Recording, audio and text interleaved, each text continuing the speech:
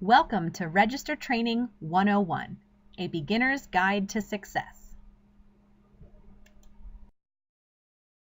Section 2, Guest Service, the basic principles to giving great customer service at the registers. The 5 basic steps of service that we first introduced in Section 1 are as follows. Number 1, greeting the guest with eye contact. Number 2, scanning items and tendering a sale. Number 3, maximizing the opportunity for an add-on. Number 4, boxing and/or bagging appropriately. And number 5, closing the sale and thanking the guest.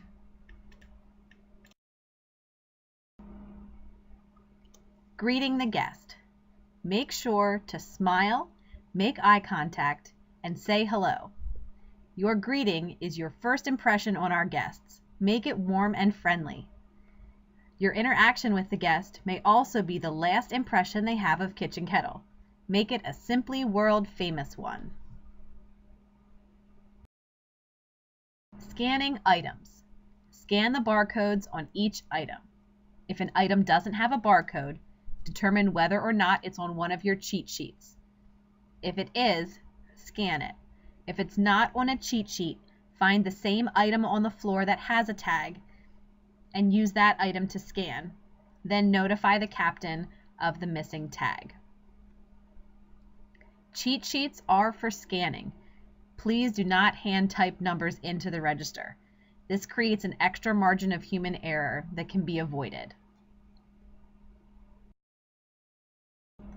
Maximizing the opportunity for an add-on. An add-on is any item that is added to a sale once it is in the process of being rung up. There are many items in the area of the registers which guests may want to add on to their sale. Sometimes a guest will add an item on themselves. Other times they only add an item if you offer it to them. So ask each guest, would you like to add, insert the name of a product, to your order today for just, give them the price. You can add on things like tote bags, candy, lip balm, spoons, any little item that is in the vicinity of your register. Boxing and/or bagging an order. How do you know where to start? Use a box if your guest asks for a box, or they have more than 6 jars in their order, or the number of jars they have will fill a box. Start with bags if the guest requests a bag. There are less than 6 jars in their order, or you know the jars they have are not going to fill a box entirely. Use your best judgment to determine whether you start with a box or a bag, but as always, do whatever your guest requests. What fits in each box? Pictured here is a half-pint box. There are several combinations of jars that will fit in this box. First of all, you can fit 12 half-pint jars, as the top picture shows. Next to that, you see 6 half-pint jars and 2 pints. Below, we see 4 pint jars laid down on their side, and next to that, 2 pint jars and a quart jar. You can also fit 2 quart jars laid on their sides, or a combination of half pint, pint, and quart jar. If a guest is buying a half gallon, that will also fit laying down in the half pint box.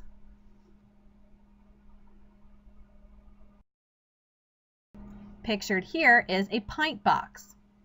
Again, 12 pint jars will fit in this box, or a combination of 6 pint jars and 2 quart jars laid on their side, or 6 pint jars, 2 quart jars on their side, and a half pint jar, or 1 quart jar, 8 pint jars, and 2 half pints.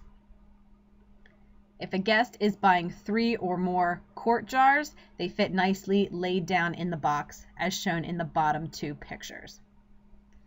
When filling a box, make sure that you build around the edges first so the jars don't shift when you put the box in a bag. Pictured here is our quart box. The top picture shows 12 quarts. The bottom picture shows 8 quart jars, 2 pint jars, and 4 half-pint jars.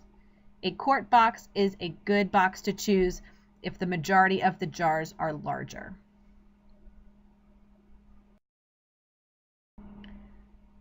The bottle box will obviously hold 12 bottles, or a combination of jars where 4 or more are bottle-sized. A gallon or a half-gallon jar will fit on its side in this box as well. What fits in each bag?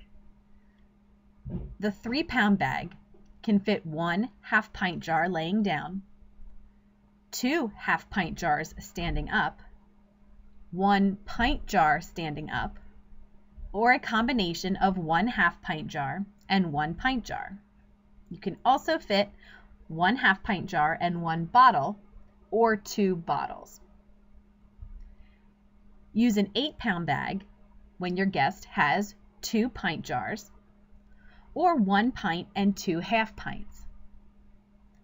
The 8-pound bag also can hold 1 quart jar, or a combination of 1 half-pint jar and 1 quart jar. This is also a good bag for the Moonshine Madness. Closing the sale and thanking the guest. This is your opportunity to make a lasting impression with the guest. Make sure you smile, make eye contact, sincerely thank them for coming today, and invite them to come back. You can say something like, "Thank you for visiting us today. Enjoy the rest of your day and come back and see us again soon." Let's review section 2. The 5 steps of service are greeting the guest, scanning items, offering an add-on, boxing and/or bagging appropriately, and thanking the guest. Always offer the guest an add-on by saying, "Would you like to add," the name of the product, "to your order today for just the price?" You can offer things like tote bags, candy, or any small items that are in your register area. Remember, the goal is to add an item to the sale. The guest sometimes will say no, but sometimes they will say yes. Use a box when you have more than 6 jars in your order or your guest requests a box. Start with bags if the order is less than 6 jars or the guest tells you they don't want a box. Remember the following when closing a sale. Thank the guest for coming and invite them to come back.